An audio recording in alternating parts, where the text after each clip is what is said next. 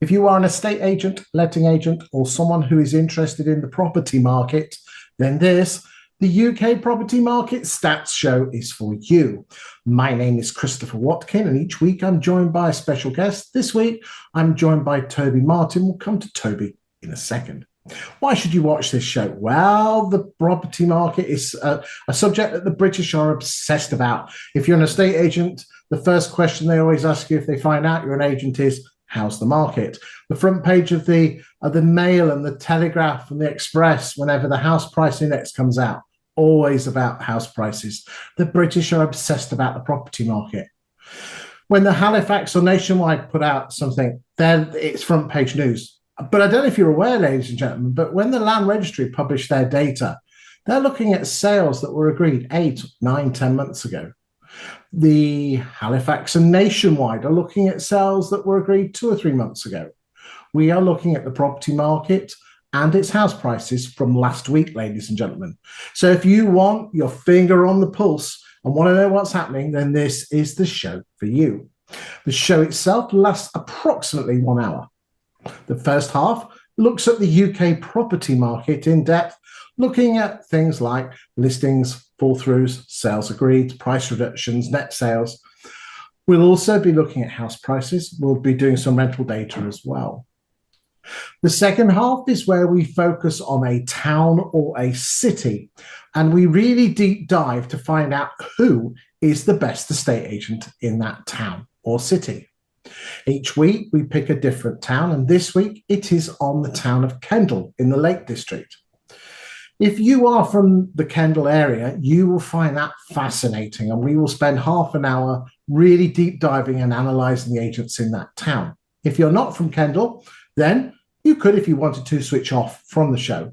However, if you're an agent who suffers from competitors overvaluing, competitors with cheap fees, and you need a way to prove that you're better, then the piece of kit that we use is a great technique to prove that you are a better agent. So if you suffer from those, then it's worth, I think, in my humble opinion, half an hour of your time to see the bit of kit in use, and then you potentially have that piece of kit yourself to prove that you are a better agent, that you're better than those awful agents down the road that overvalue and do cheap fees. This week, I'm joined by Toby Martin. I think it's his 3rd or 4th show this year. And I think he came to the show about a year ago, wasn't it, Toby? Yeah, I'm part of the furniture now. Indeed. Toby is a content boss El Supremo for the We Are Unchained group, which is the Simon Ledbetter marketing behemoth. And what Toby doesn't know about marketing and data isn't worth talking about. He's an absolutely top bloke geezer, and his insight is absolutely second to none. Thanks for joining us today, Toby. I'm much obliged, and I'm very excited because I'm anticipating a conversation about Christmas caution, Boxing Day bounces. We're getting into that very special time of year, aren't we? Well, interestingly, ladies and gentlemen, Toby, if you can make a note of this, I have some interesting data on the Boxing Day bounce and the numbers contained within that, which I'll be more than happy to share verbally in the show. And again, no one watches the show anyway, so I should be okay. But I think you'll find that absolutely fascinating, ladies and gentlemen. As I said, so without further ado, let us go to the first part of the show where we look at the UK property market. Okay, so here we go.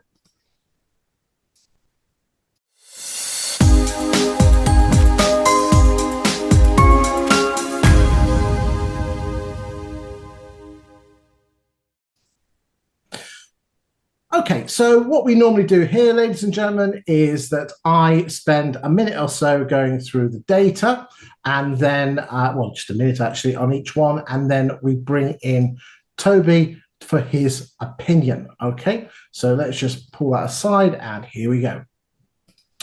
This week, we have put onto the market 19,374 properties. Just so you're aware, ladies and gentlemen, week 48 is the week of Monday, the 1st of December, all the way through to include Sunday, the 7th. We are of December. We are filming this on Monday, the 8th, and this show will come out on Friday, the 12th.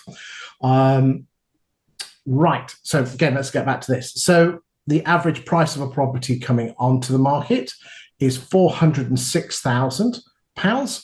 And the year to date, we are on 1.652 million properties, which is 0.2%. I say you can put a fag paper between those two, to last year's listings, and 7.7% ahead of 17, 18, and 19, and 7.3% ahead of the overall 9-year average.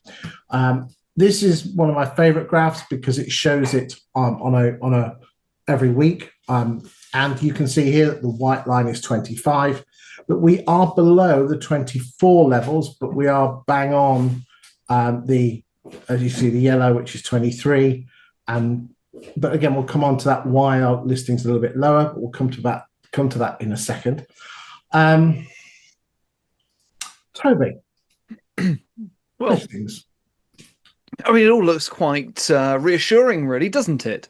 It's a sort of nothing to see here kind of image.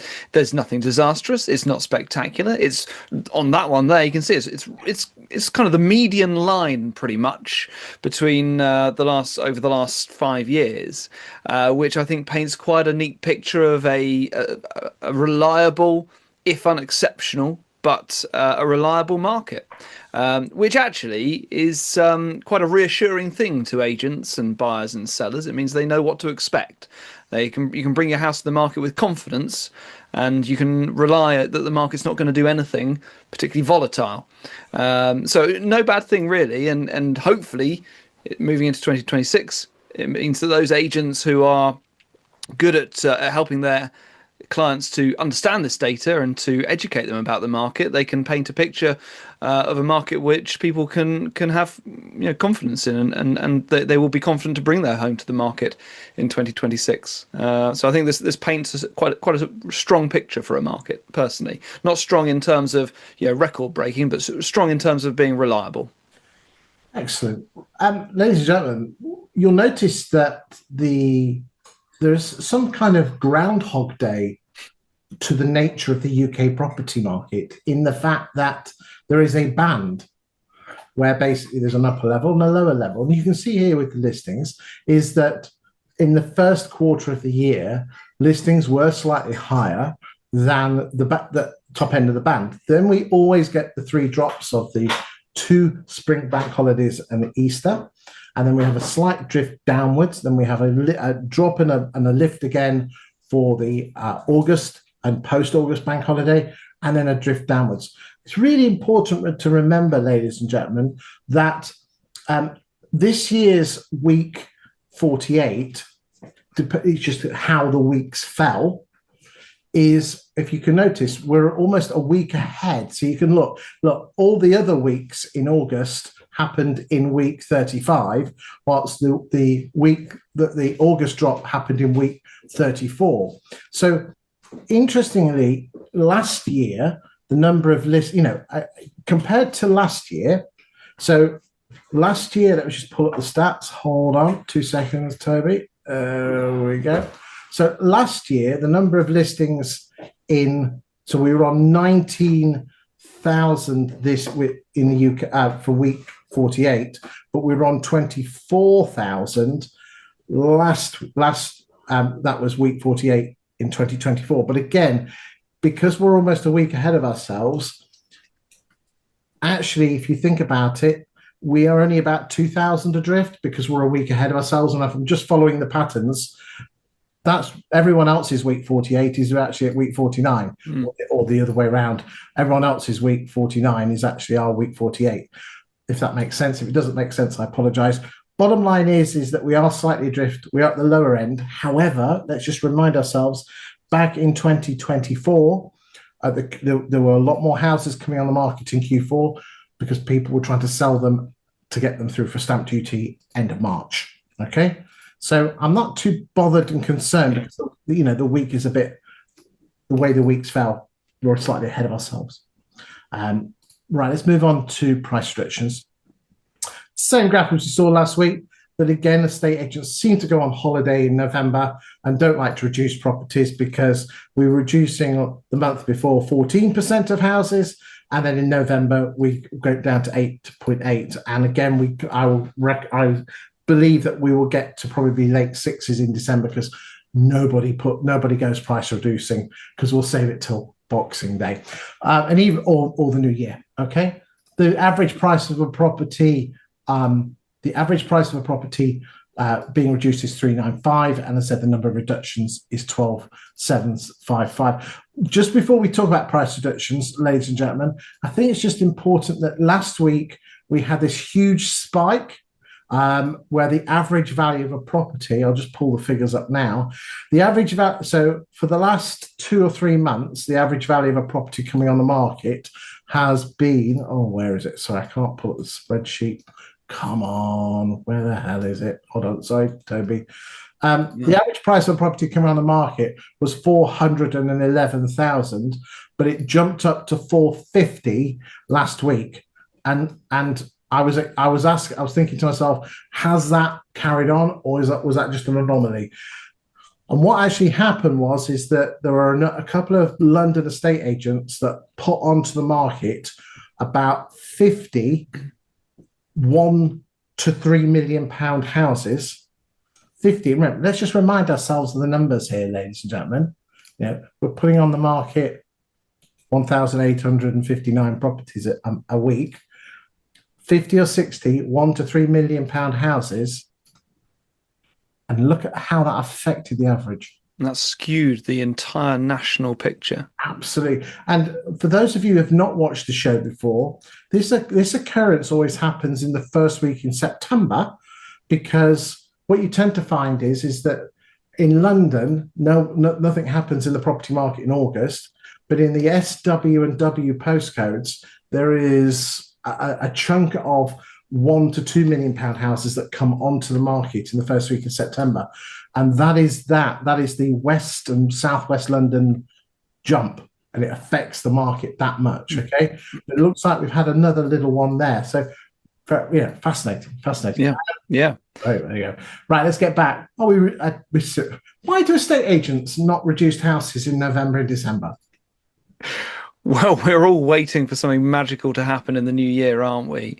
What's the point in wasting the property reduction at a time of year when we know that nobody's ever going to view a house or buy a house? Or we tell our client, is there a slight element of agents kind of, they've earned it, they've deserved it. Do we want a quiet few weeks over November and December and think, well, that's a January problem? We've worked hard this year. We've got the staff party to go to. We've got the staff party to go to. We've all got holiday to use up before the end of the year. Okay, look. Okay, the number of sales, 18,000. Next week it'll be probably 16,000. Is it anywhere near the 24s that we were? No, but it's still 16,000. Yeah. It's like we switch off. People are still out there looking to move home. If someone is looking to move home and you reduce the price to within their price range, they're going to want to see that house. Because I tell you what you could do is you could wait until Boxing Day, where everyone puts their houses on the market and all the reductions come through, and you could be one of loads of houses that come to the market on Boxing Day. Yeah. The Boxing Day bounce, I'm sure we could dedicate the entire episode towards it. And I know there's arguments for it. And I know it works very well for some agents who stick by it religiously year on year as a major marketing works for the agent. Do you think it works for the vendor? I don't think it works for the vendor in the slightest bit, because I do not believe that people who are looking to buy a home will completely disregard properties that are on the market during November and December. It's simply not a thing. So like you say, why not flip it on its head? See it as an opportunity to stand out in a less crowded market, in a market where you're not being inundated with price reductions, you're not being inundated with new homes. Gives you an opportunity to be more eye-catching. Whereas in January, we're not going to be able to see the wood for the trees with price reductions because they're becoming so thick and fast over the first few days of the month. Well, as you know, my middle name is Stato, although my mother and father did christen it Christopher James, but we changed that by deed of poll to Stato. And I picked a number of brands of a corporate nature who do Boxing Day promotions. And I also picked a number of larger firms who are not corporate, but larger firms who also do Boxing Day promotions. And I analysed their stats. And the first thing I noticed is that their market share for listings in December, near as damn it, within a few percentage points, doubles. Okay? Yeah. Doubles. What I then did is I then analysed their market share of sales agreed in the first 3 months of the following year. Yeah. Okay? And they did have an uplift in sales. Now, if the listings have gone up by 100%, I would hope that their sales would also be up by, okay, let's not say 100%, but 50, 60, 70. You would hope that, wouldn't you? Yeah. Wouldn't you, Toby? They've gone up by somewhere in the teens. Really? Yeah. So it does have an effect, but not by the amount of the input. I mean, I think it's a very shrewd business strategy for your own agency to be able to start the year going, well, hey, look at all these homes that we're flooding the market with. We're doing so well. We're so popular. But it does strike me as a strategy that is first and foremost for the agency, not for the homeowner. I agree. But then at the same time, does the homeowner want someone traipsing around their house on the 15th of December? Oh, well, that's entirely for them to decide. If they don't, if they want a quiet Christmas, then that's absolutely fine. You question what the point of having the property on the market would be if they don't want people coming around to their home. And you might as well just take it off until the new year. But I think that if a homeowner is asking an agent for their best advice on what is in their best interests, then, and looking at the data that you just rattled through, it's certainly not a foregone conclusion just to say, oh, the market's very quiet right now. There's no point in reducing your price right now. People won't be looking until the new year. That just simply doesn't stack up. It's not true. We can see right there on the screen in front of us that there are people still buying homes, and so you have to market to the people who are looking for homes. Otherwise, there's no point in having it on the market. You might as well be honest with them and say, right, well, we're not going to do our job. We're not going to review your price. We're not going to actually take any action until the new year. If you put it that way, I don't think many vendors would be very impressed. If you're going to say, well, actually, we don't really do that. We take a couple of months off, and then we come back and we review all the prices in January. That doesn't sound so good when you put it like that. So yeah, if you're going to be in the market, be in the market. Price accordingly. Try and actually sell the home. Don't put it off for 6 weeks. So right. Ladies and gentlemen, you can see why we invite him along. He's Toby's damn good value for money. Right, let us move on. So gross sales. 18,519 gross sales this week, with an average price of 352, it has hardly changed this year. The average, the total number of sales agreed is 1.221 million, which is 2.6% ahead of last year. Again, that figure is closing because, again, if you recall, the number of sales, which is the turquoise line, was slightly higher last year because of the stamp duty effect. So that gap is narrowing. Do I think it will reach that 25 reaches 24? No. I think this year for gross sales will beat last year by in the order of about 1%. Okay, that's I think what we'll end up on. Looking at the attrition rate and following the trends. Yeah, you've seen the graph there. We've done that. Right, we've seen that graph. Right, this is just that graph, but on a standalone week 48 basis, and you can see that, as I said, there is a £53,000 difference between what stuff's coming on for and what stuff's selling. That's not to say that there's a 53 grand drop. What that's saying is the average price of everything coming on the market is 406, and the stuff that's selling, which is normally about 2/3 of the stuff that comes on the market, actually goes sale agreed. Because lower price properties have a higher propensity to sell, that number gets dragged down. So that's 352. The difference is 15.3, which is a lot more palatable than last week's 28%, which again was a one-off. The sell-through rate, we saw this last week, ladies and gentlemen. The sell-through rate is what percentage of the What percentage of the houses you had for sale did you agree a sale on in November? 13.5%, which is down from 15. But again, you can see here, Toby, the shape of the graph is always identical. January, it's low, then it goes up. We have a bit of a wobble, it drops down. We have a bit more of an autumn flurry, then it drops down again. Look, the shape it's like a heartbeat. Yeah. You could draw that. You know exactly where that is. And then when we do have like crazy years, which is the COVID years, still the same shape, just everything gets moved up. The shape is always the same. It's how far up or down it goes on the tide. So it's remarkable how consistent it is. I mean, look at that. It looks like the opening credits of Casualty, and it shows that there should be no excuse for agents to say to their sellers, yeah, well, we just don't know what the market's going to do. Year in, year out, there might be a little bit of a shift upwards or a shift downwards, but the patterns are identical year on year.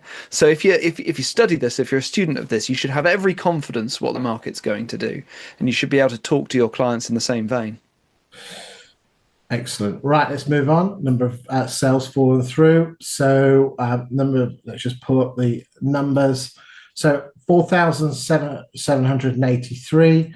So again, we'll just pull up. Hold on, where is that one? Oh no, it's this one here. So again, dropping off. But again, if you look, there's always tends to be a little bit of a drop off. Yeah. In the so there you go. So ignore these drops here are the Christmas drops. Okay, we didn't get one so badly this year in terms of 12 months ago, but it will tail off because the number of fall throughs does tail off in November and December. That's the actual percentage rate. This week it was at 25.83. The long-term average is 24.2. I think this is a more important graph is what percentage of your sales pipeline did fall through last month? And this is a new graph for November, 4.69, which is a drop. And again, it does always tend to drop off a little bit in the November. Again, let's just remind ourselves what the stock levels looking like. We did have a 75,000 drop in the number of properties available for sale on the 1st of December. So that turquoise line is the 30th of November going into the 1st of December, and then every other turquoise line is the 30th of November going into the 1st of December. And you can see here that stock levels for properties for sale are almost identical to what they were last year, and you can compare them with other years, same years. And again, whilst we're at it, agents' sales pipelines at 482,000, which again is almost identical to what it was end of November going into December. So nice big fat pipelines. And I think a lot of agents now are squeezing that through, getting it through, getting paid on it. That could be a reason for not doing price reductions. You never know. Yeah. Let's move on. Net sales, which is gross sales less the fall throughs, 13,736. Again, not as good as last year, but we did have stamp duty. Things were quite rocking and rolling with that. Is that brilliant? Well, let's have a look at the graph. No, it's not brilliant, but it's not as bad as it was in 22. We're very similar to what we were in 23. 22, recall, was the truss. That's that there is the truss budget, the effects of the truss budget. And 24 is the yellow. 24 is the yellow line, and you can see we're in the mix with that brownie line, which is 17 to 19, which again, it's going all right. Next, I heard Liz Truss say the other day that she was only held back by woke civil servants. But we won't get into politics, Chris. No, we're not allowed to talk about politics. We won't get into politics on this show. Okay, right. Okay. Year to date, in terms of net sales, 2.6% higher than last year, and 8.6% higher than 17, 18, and 19. Let's just remind ourselves that, we are, if we're comparing ourselves against a normal years of 17, 18, or 19. We are 7.7% ahead of 17, 18, or 19 on listings. We are 16% ahead on gross sales. And we are 8.6% ahead on net sales. So what that's telling us, ladies and gentlemen, is that the number of house sales is more because you can see they're more, but the percentage of homes that come onto the market is roughly the same. Let me show that to you in a different way while we're going there. So this goes back to January 19. The blue lines, the green lines are for November, because we always work a month in arrears on this. So in November 25, 54.3% of homes that left agents' books were exchanges, and the other 45.7% were withdrawn. It's such a waste. This is the part of the show every time I come on where I almost combust with frustration. That figure is just astonishing. And I mean, this year hasn't been exceptionally the way. It looks like very average. I think it was 54% this year, which is pretty much in line with previous years by the looks of it. But only 54% chance of going through and actually selling your home. In Australia, it's late 80s, early 90s. Yeah. And I know that there's many different reasons for that, and we can't lay all of that at the agent store. This is a very nasty cough you got there. Yes, overvaluing. I know that some agents will point fingers at the conveyancing system, things taking too long, but vendors changing mind, or they couldn't find one. No, because you overvalued the house, which meant they would never sell it, so they were never going to move anyway. Yeah, 54%. I mean, and we know from all the other data that's available out there. You know, I know Rightmove have this stat about I know you do as well, Chris. I think it came out last time. The how much your chances of selling increase by if you sell within the first month of listing, for example. I know it increases substantially the quicker you sell. Yet we are many agents still overpricing to win business, and this is the effect. The agent wants the listing more than the homeowner wants the sale. Yeah.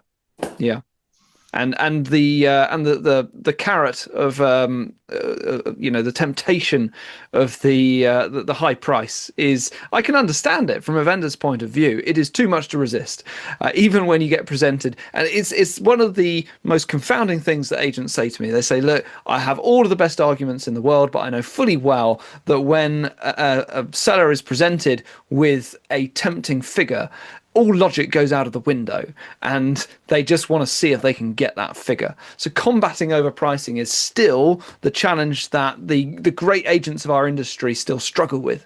Why, don't you? Go on. It's because, and I've said this a number of times. Let me switch the graphs off. Okay. I'm into sales psychology and how humans make decisions. And for a human to make a decision, you need a yes from both sides of the brain, okay? For those of you that you might know, it either as the conscious and the subconscious, or not the conscious, but the logical side of the brain and the emotional side. So the emotional is the subconscious, emotional, subconscious, same thing, logical, conscious brain. There you go. And you've got two sides to the brain. And for a human to actually make a decision to do something, you need a yes from both. But this is the scary bit. 19 out of 20 decisions that a human makes, the emotional side of the brain has to say yes first. Okay? Yeah. The emotional, 19 out of 20 completed buying decisions, the emotional side of the brain has to say yes first. So you could hit them with as much logic as you can.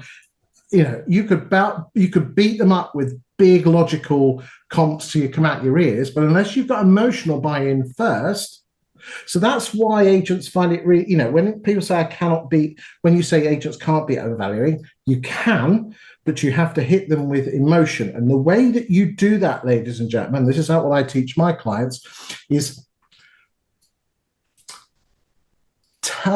get them bought in with emotion using those powerful emotional trigger you can use, which is a story. Tell them a story of someone like them who has been bitten by overvaluing in the past by another agent, and the fact you came in and saved the day, And once you've got emotional buy-in of a story that's similar to theirs, then you hit them with the logic.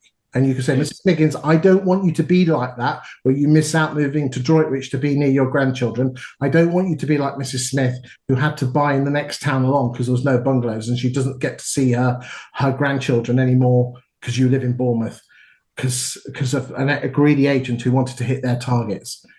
Here is the evidence. This is a great line. I don't set the price. The other agent doesn't set the price. The market sets the price. Don't judge an agent on the highest price they give. Judge an estate agent on their ability to get that best price.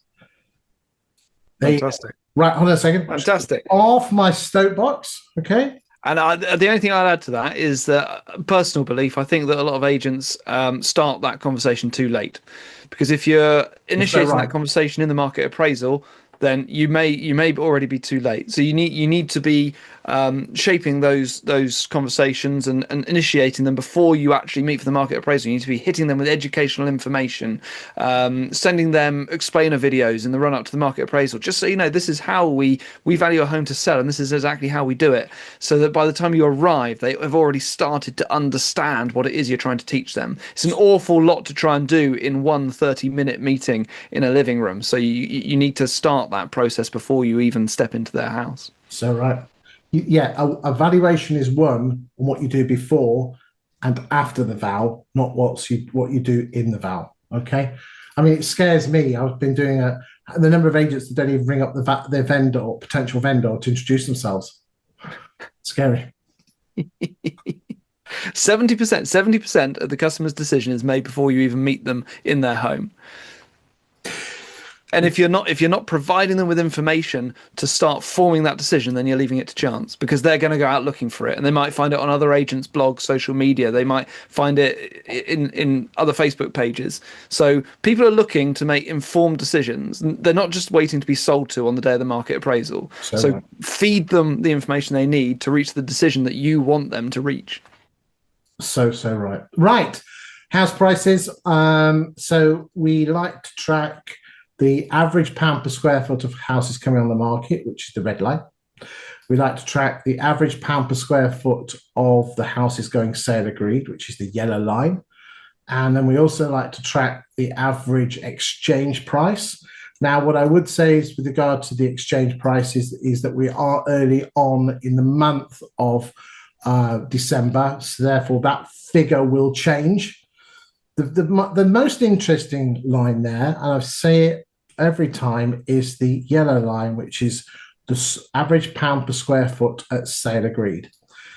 Valuing a property on pound per square foot at a town level is not very accurate. At regional, it's pretty good, but at national basis, that yellow line matches the land registry with a 98% correlation coefficient. I can never say that. Oh, I did say it. I'm quite proud. Yeah, that was note perfect. Okay. So that will be the shape and of what will happen to the land registry in 5 months' time. So if you, ladies and gentlemen, want to know what's going to happen to house prices in the land registry with a 98% accuracy rate, you follow that yellow line 5 months before. So you can see here that the yellow line is pretty static.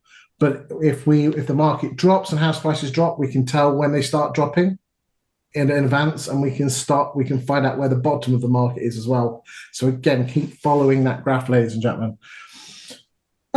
Just a couple of extra ones. This is the proportional split between properties for sale and agents' pipelines. That's the proportional split, and that's the actual number. The rental market. The average rent this month in November has dropped, but it always drops in November because the October one always goes up because of student lettings. You used to be in Bath. Yeah. The average, the student rentals do bring up the average because obviously the prices are much higher. But you can see there that generally, the rents are pretty static, growing very, very slightly, but nothing fancy. Yep. And then this graph here, which is one of my favorites, is the average rent per annum based on regions. And again, ladies and gentlemen, I just wanted to remind you of this, is if you look at the difference between London in 2016 and London here, that is actually below inflation, between 2,400 and 3,000, about 10% lower, 5 to 10% lower. But remember what happened in London is that the prices dropped like a stone after COVID. If you look, everyone else's is nice and easy going.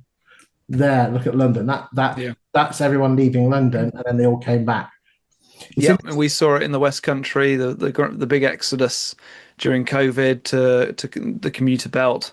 It seems to have sort of balanced itself out again now, and that's reflected in the more sort of meager rent increases that we're seeing elsewhere across the country now that, are not quite as dramatic as we've seen in years gone by. So I don't think rents are quite atrophied, but those rent increases certainly slowed down an awful lot now.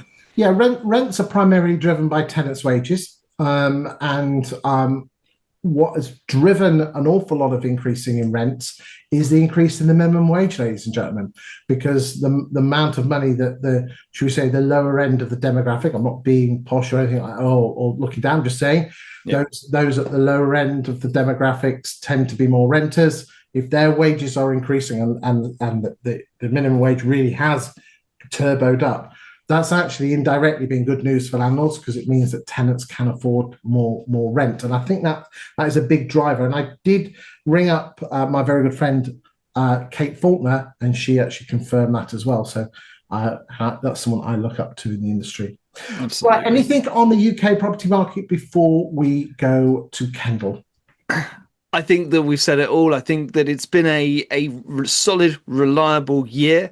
And I think that those agents who are resting on their laurels, waiting for January to come around, might just want to have a quick reconsider whether they want to have a couple of interesting conversations with their clients before the year's out, because you've still got a few weeks left to make some progress.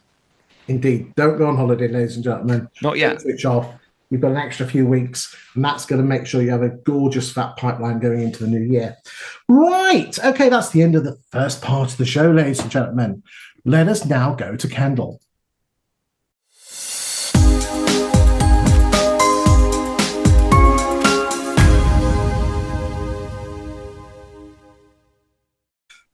Right, ladies and gentlemen, what we always like to do is just have a look at the local market, see where the average prices are and things like that, and then we dive into the stats to see who's the moving and the shaking.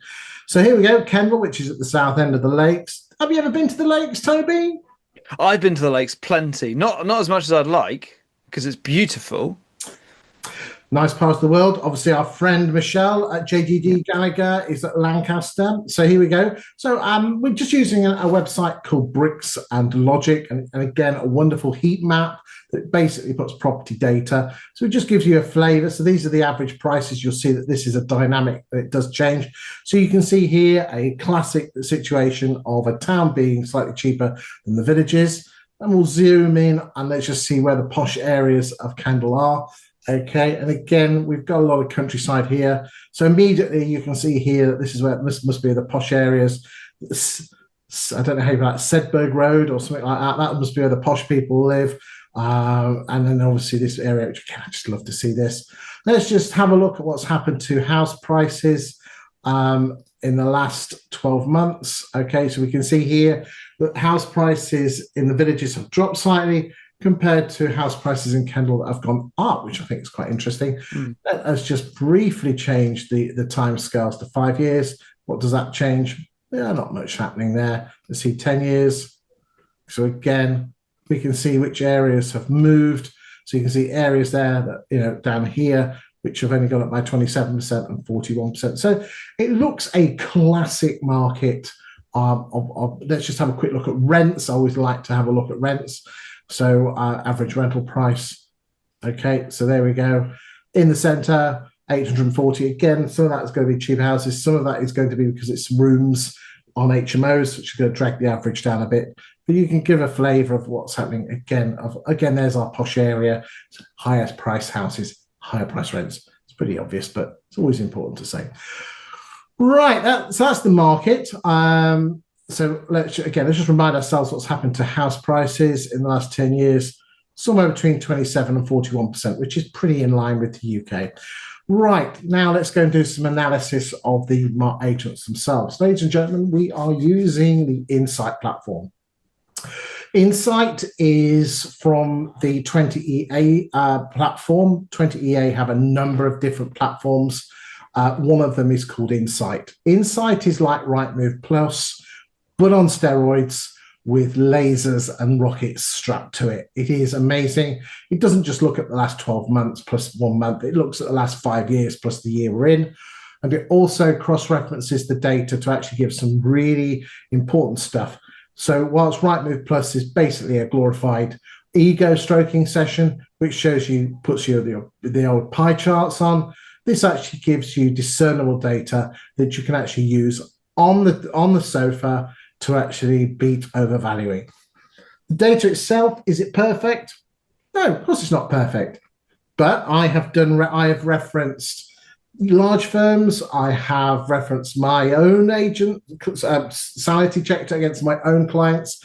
And we've been doing this show now every week for the last 3 years. And we have done the data. And I've always said, if there's any issues, you come back to me. And in the last 3 years, I think we've had 4 issues that needed sorting out. One of which was Scotland, which we sorted that out really quickly. And the other ones was just a few little nigglies on individual agents. Fundamentally, though, I would put it at 98 or 99% perfect, okay? The data itself, we are going to analyze in depth. If we will highlight what good looks like, and we will highlight where improvement is required. We are not here to judge. We are here to comment. We are here to say what's good, and we are here to say what needs improvement. So without further ado, let us dive in and let us have a look. Before we kick off, it's important to say this. This Insights platform is available to all estate agents. There is a free version which looks at the data, but only in the last 3 months, which is kind of neither here nor there, but it gives you a flavor of what it's about. There is a version which goes up to 10 postcode districts, which will be the cost of a decent Chinese takeaway or Indian takeaway for a family of 4.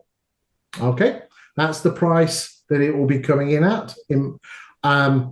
It's quite inexpensive, but I'm not on commission, and you don't quote my name because I'm not on commission. But that's the sort of cost we're talking, and you can have up to 10 postcodes, and you can have everything that I show you today.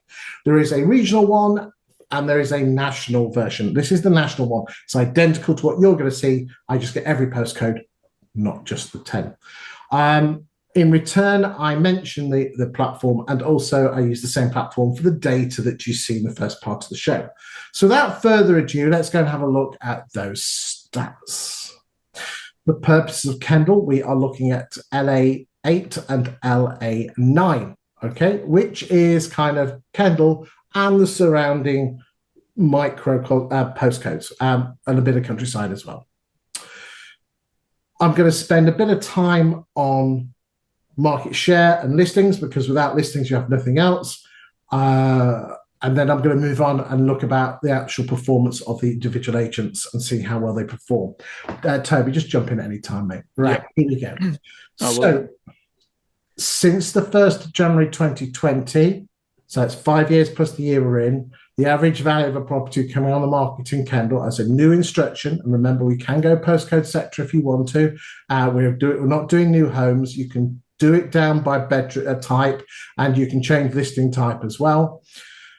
The average price is $329,000. 5,513 properties have come onto the market with an average price of £310,000. We will be analysing the whole market. We will be analysing the last year to see if there's any new people coming involved, and we will be analysing the posh end as well, because again, they're all different markets, and we want to compare and we want to contrast. But as I said, is this as important as the next stage? No, it's not. But it's important that we've got to start somewhere. So without further ado, let's go and see Hackney and Lee. And you can see here that their average price, 329, 374. So Toby, if I was using Marks and Spencer's as an analogy, what's that? Marks and Spencer's? I'd say Marks and Spencer's Food Hall. Yeah, we might be in Ocado territory, something like that. Let's see what everyone else is. But that's nice to see that the general market share has doubled from 2020 through to 2025. Lovely. Yeah, really strong. Lovely to see. Okay. Paul Townsend. Okay, looks like you had a decent 2020 there, but quite spiky, isn't it? It's been up and down an awful lot, hasn't it? I mean, they've got a good market share, but it's dropped down to nearly 10% on a great many occasions. Look at the price, 259. So they're Yeah. more your Morrisons in terms of This your is a market. quantity agent. Yeah. Okay. Well, but again, look, Hackney and Lee more. Okay, well, we will look. Right. Thompson, Hayton, Winkley. 341. What was Hackney's again? Okay. So we're in. Looks like we had a good 21. Yeah. But it's been. And then dropped off, and it's just been sort of steady since then. So it looks like it looks like Hackney and Lee are yeah. I think Yeah, that's Hackney nice and and Lee steady. I would have hoped for a bit more on that one. Nice and steady, you know. But again, it depends how many big they're agents. So let's move on. Arnold Greenwood. You got to admit that's pretty. You know, again, got this enormous spike in the middle of 2024. Let's see, what's this on? Here you go. Absolutely had a cracking summer there. Well done. Yeah. Yeah. Again, the art there is to put an imaginary trend line through it, and that trend is pretty stationary. Whilst Thompson, Hayton, Winkley, so again, ignore the spikes. 21, your average was around 16 or 17 around there, and your average now has been around 13 or 14. Yeah. Okay. Slightly on the decline. Yeah, it's not. It's almost like there's almost like a line in the sand there. That was before. So what happened before July 22? And then what's happened since? Yeah. That's the ability of this age to actually judge yourself against your competition. Okay. Arnold Greenwood. Well, we've done them. Milne Moser. Okay, ignoring 2020 where we had a spike, I would say that there's a very slight growth there. Yep, I think that's positive. Yeah. They're sort of similar price point to actually slightly higher than Paul Townsend. I think we're kind of into Sainsbury's or Tesco territory here.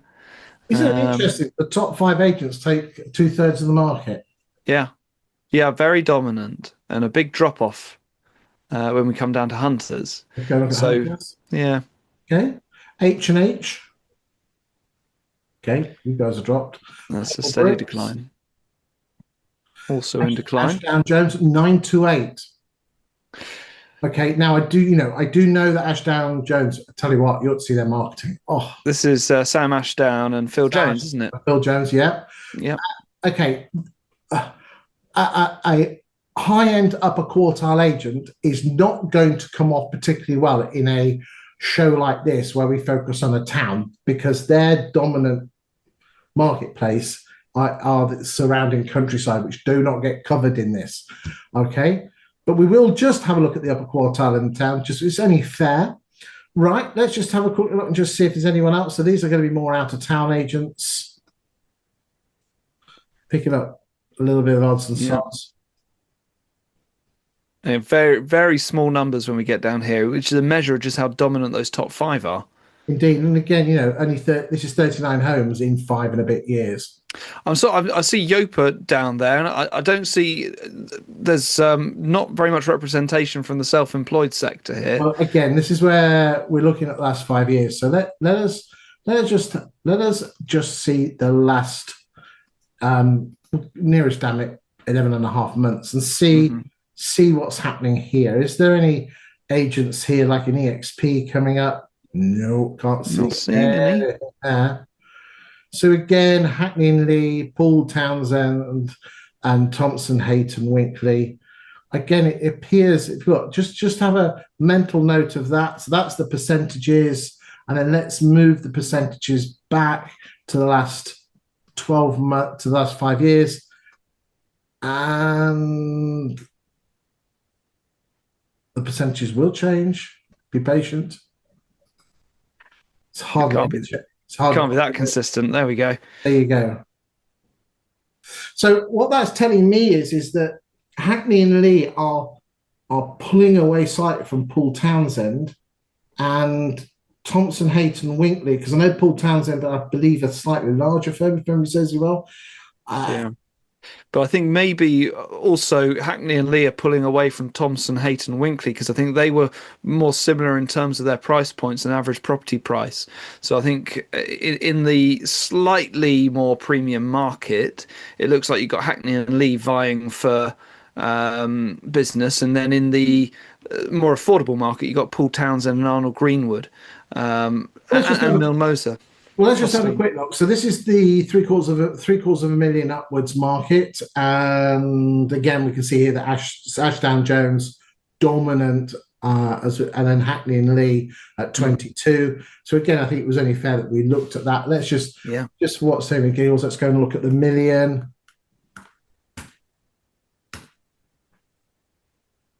And we'll just wait for that. So even more now, Ashdown Jones. There's not many houses there. But again, it is their dominant space. Okay.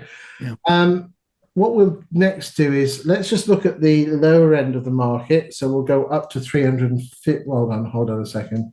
We'll sort your numbers out, Watkin. Okay, let's go 300,000 and just see who the dominant agents are now. Wait for it to come through.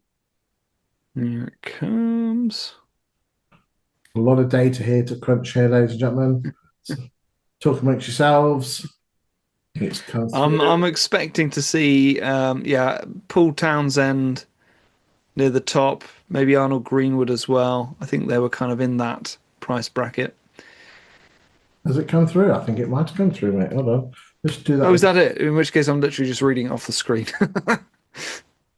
So actually, that's interesting. Is that Hackney and Lee they fish at the bottom end of the pond, the middle and the top. That's really rare. Really rare. We will have a look at their marketing in a second. Okay. Right. So there doesn't seem to be any self-employed agents coming up on the rail, so there could be an opportunity there. Right. Let us now move on and look at. This is my favourite screen, ladies and gentlemen. And unfortunately, right, well, so again, let's just get this out of the way because I know what you agents are like. You like to measure your what's names and see how big your what's names are. So therefore, when it says this year, this is the last 12 months, so nearest damn it 25. And last year's, that's nearest damn it 24.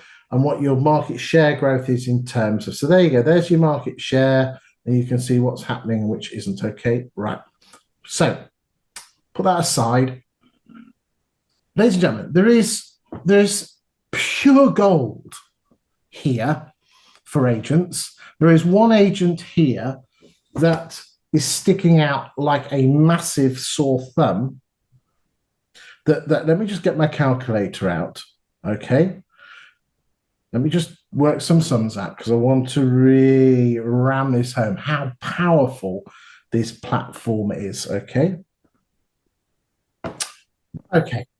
Ladies and gentlemen, I want you to totally ignore new instruction and new instruction market share. Totally. I want you to ignore sole subject to contract and sole subject to contract percentages because we all know you can agree a sale on it, but if it ain't selling, you get paid on exchange. These are where the gold is. These 4 columns here. You can totally ignore those there, and we will come and look at those, the rest of it, because there's some absolutely gorgeous stuff here. There you go. I'm tempting you. Look at each line, add up the exchange percentage and the withdrawal percentage, and you will notice that they all add up to 100%. Ladies and gentlemen, this is the most important screen on all of this, and this shows how good you are as an estate agent. This is gold. Yep.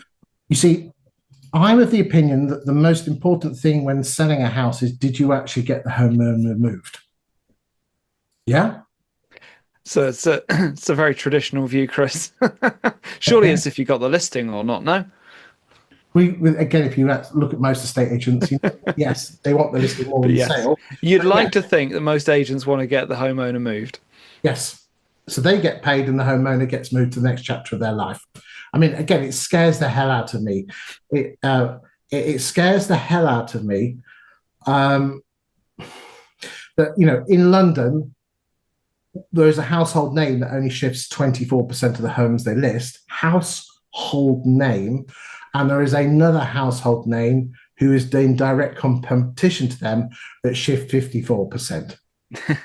Okay, if the other agent's not using it against that other household name, then they need. Oh no, let's move on. So what's happening here, ladies and gentlemen? Okay, and if you're watching this on a mobile phone, switch it off now and go and watch it on the big screen. Here we go. Between the 8th of January 24 and the 7th, so that's in the last 12 months, 215 homes have left Hackney in these books in those postcodes. 163 plus 52. Okay? Of which 163 or 75.81 have exchanged contracts. Paul Townsend at 62, Thompson, Hayton, Winkley at 73, Milton, Moser at 55, and Arnold Greenwood at 49. Right. This is if you were Hackney and Lee and you were going up against Milton Moser, I'm just using this as an example. Don't shoot the messenger. Data doesn't care about your feelings. 75.81 divided by 55.86 is 1.357%. Nearest damn it, 36%. So if Hackney and Lee were going up, okay, they could go into a property and say, and they could have this on their laptop, Mrs. Miggins, if you put your house on the market with me, you have a 36% greater chance of moving home. That's very powerful.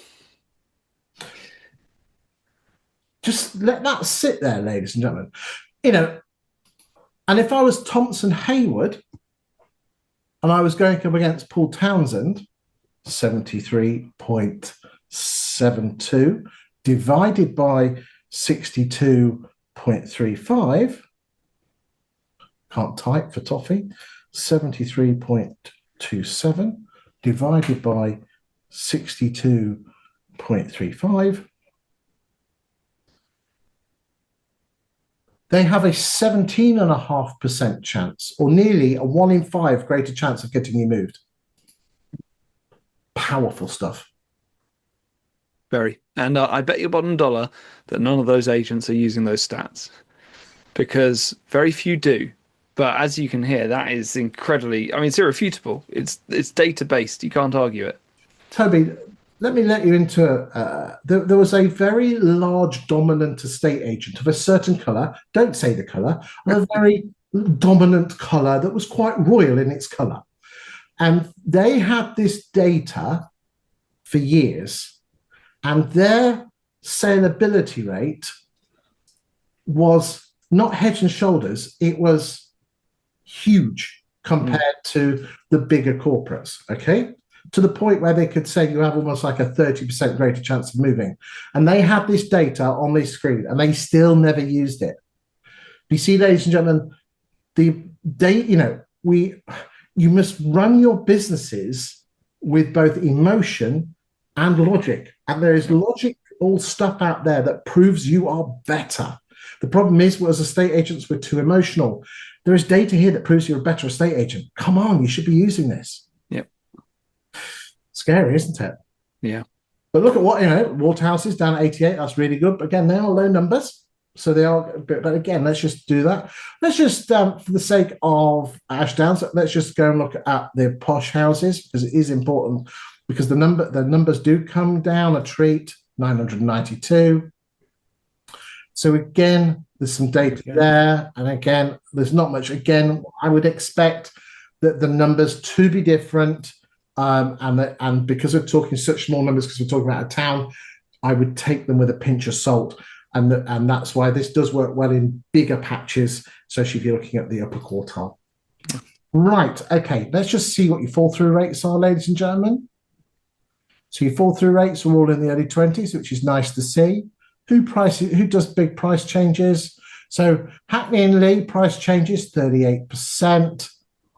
The average is 44. Have we got any big numbers here? 48. Arnold Greenwood, you're getting your prices down. So again, are they overvaluing? We don't know.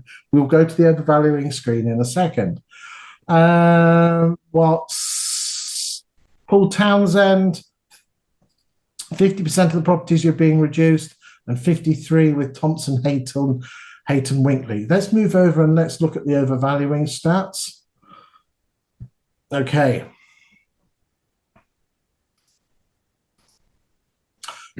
Right, there's a lot of data going on here, ladies and gentlemen. So again, let me just break this all down for you. Okay, so this column here is your overvaluing stat. 20EA have a automated valuation model, an AVM figure, a bit like a Valpal figure for every home in the UK, and then they compare that against what you put the house on the market for. And then every listing you put on the last 2 years, they take the average. And Hackney and Lee have put up properties on the market at 0.63% above the average. They're all pretty close there, so there's no one overvaluing there. So let's move on. What price did you achieve? On average, Hackney and Lee achieved 3.6% less than their original asking price. Paul Townsend, 3.49 less than their original asking price. So you've got all the percentages there. But what I would say to you is this: people don't like percentages. So therefore, if everyone put on an average £350,000 house, what would you achieve for it? And this is quite nice to see, actually. Everyone's getting roughly the same here. Yeah. Okay. But if this figure here was, say, 349, for example, ladies and gentlemen, let's say Hackney and Lee were at 349, because I didn't know what these numbers were going to be. You could say, well, Hackney and Lee, let's not pick on Hackney and Lee. Let's pick on Thompson, Hayton, and Winkley. If that was 347, and Hackney and Lee were 339, you could say, I get £8,000 more than Hackney and Lee for your house, and here's proof. Yeah. But all those numbers are very closely that is quite rare, actually, together. So there's not much overvaluing, and everyone's getting, out of the big agents, everyone's getting the very similar figures. So therefore, could this data be used to get more, the price achieved? No, you're all roughly getting the same. This is where the magic happens. Is Hackney and Lee and Thompson, Hayton, Winkley need to be using the fact is that this is Miggins. You've got 3 out of 4 chance of selling. Whilst with others, you've got nearly a 1 in 2 chance. Here's your proof. Yeah, and that's so useful when you think about your marketing. You actually know that pretty much every agent in town is going to get the same price, but with some agents, you're more likely to get that money at the end of the process than with others. So right, you're so right.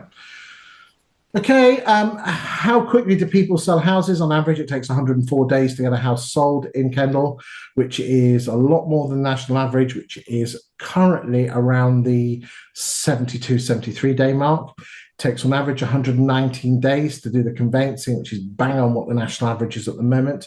So you can see here how long it takes. So here, let's let Hackney and Lee take on average 94 days to achieve a sale, and then 116 days on your conveyancing, and you can go down the list and have a look at that. So Thompson, Hayton, Winkley, 142 days, but look, their sold subject to contract completion is 117.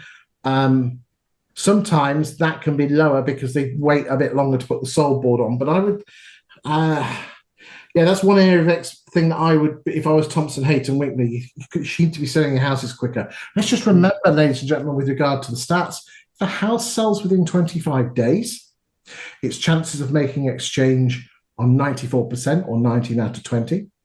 If a house takes 100 days to achieve a sale, its chances of subsequently making exchange goes down to 11 out of 20 or 56%.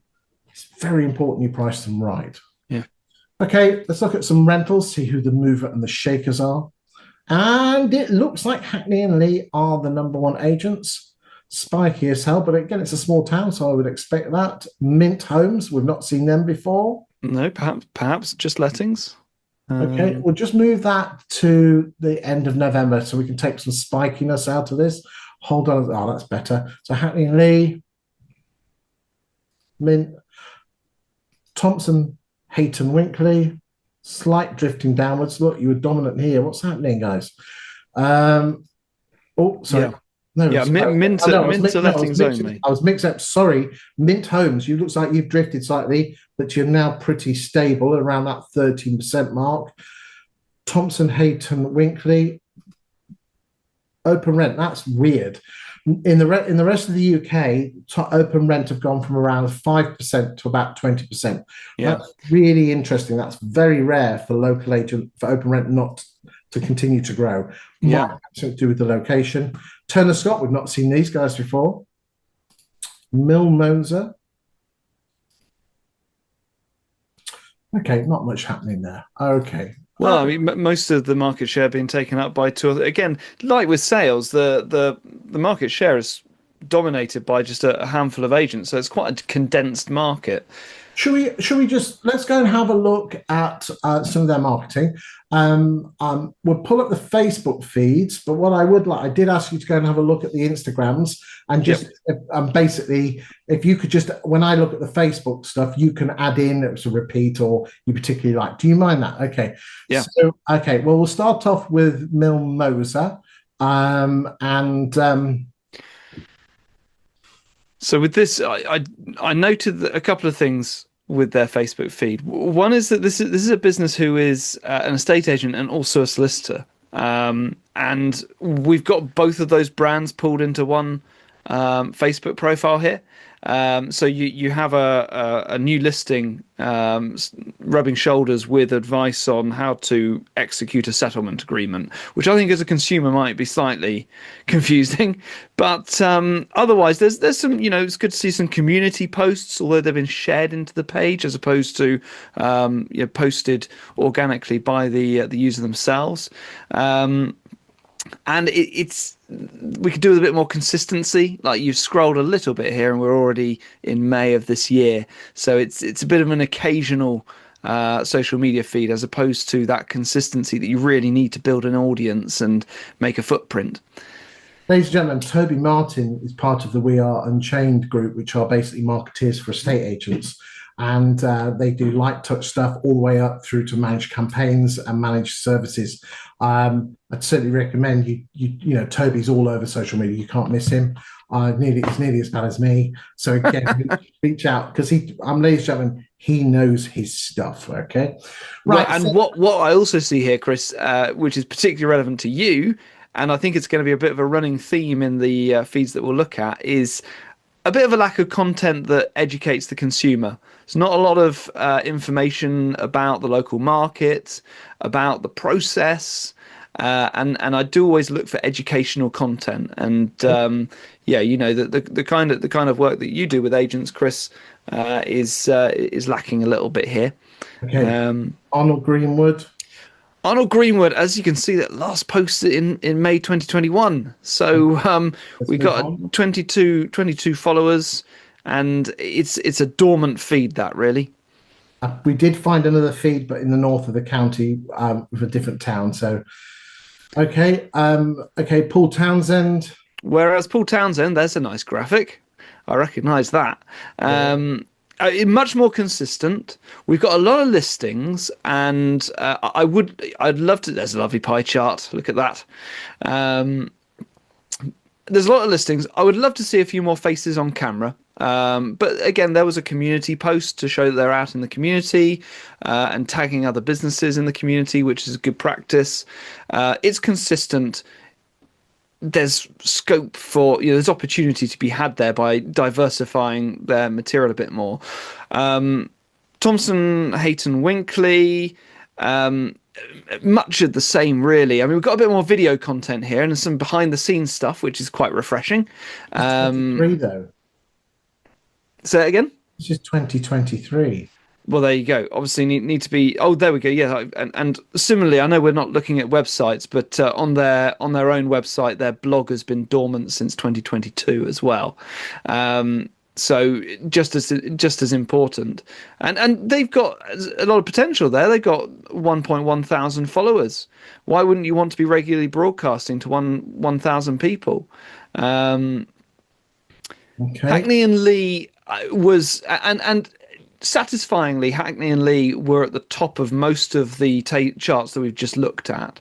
So satisfyingly, their social media feed is a lot more diverse. We've got If you want to be taking, Toby on as a fractional marketing. yeah, why get a full-time employee, Hackney and Lee, when you can get fractional? But community posts there, lots of testimonials and Google reviews, awards. Our most recent Voice of the Agent survey, 30% of consumers are more likely to choose a business who has won an industry award. We've got people on camera. That's fantastic. I know we're talking guided tours here. If those people are happy to go on camera, which they obviously are, get them to do some informative educational content as well. But it is more consistent. It is more a bit more diverse in the type of content that they're putting out there. It's not just listings, but still a whole load more potential is available to them. Ladies and gentlemen, this is an agent who is I believe a client of yours, actually. They are. Okay. This is Cavendish on the Welsh border, up in sort of Chester Mold area. So again, this is the sort of content they're putting out, the countdown of the most popular cottage names. And yeah, that's on their own social media feed, but that kind of thing, those cottage names, brilliant to post into community Facebook groups as well. Genuinely interesting and informative about the local market. We've got a face on camera as well. That's listings, brilliant. Look, this is great. How many £2 million houses, listing, bit of visual video. Absolutely. Their team, I did a day's training with their team, sort of growing their confidence on camera, and they're doing that an awful lot more now, sharing their awards as well. Is the property market, this is good stuff. It's a lot more engaging, a lot more varied. There's a lot more personality in it. You get to recognize faces and learn who they are. And just more informative and educational as well. A whole load of data about their market. So that's what you're at a party and someone finds out you're an agent. First thing they always ask you is, "How's the market?" How's the market? So therefore, if anyone wants to beat Hackney and Lee, because they look like they don't need any more help. If I was wanted to beat Hackney and Lee, or if Hackney and Lee want, my advice would be more personality. Get some training from a Toby on getting yourself up there on video and producing content, and then create content, or you can outsource it. There are people out there that will create local property market content on Kendall about Kendall property prices and Kendall blog pieces. So again, you're having a mixture. It's like a newspaper. There's a mixture of everything. There's people, there's your listings, there's helpful stuff about the community, and there's stuff about the property market. Yeah, and I do think there's opportunity to be had there, whether it's an actual self-employed agent or not. There is opportunity in that market for someone to disrupt it with some more personality-based marketing, and a bit more of a personal approach through their marketing. And I think that there's a big opportunity in that market for that kind of approach. Indeed. Final words from you. Final words are: have a very Merry Christmas, everybody. Don't give up your job until the 23rd of December, maybe. Keep talking to your clients. Keep discussing those price reviews, and maybe even consider testing the water before Christmas, because people are still buying homes even now. Toby Martin from We Are Unchained. Check him out on LinkedIn. He's absolutely exceptional. As I said, can help with marketing, big things, small things, fractionals, everything. If you are looking for property market data and how to use property data to enable you to attract more homeowners and landlords, then do give me a call as well.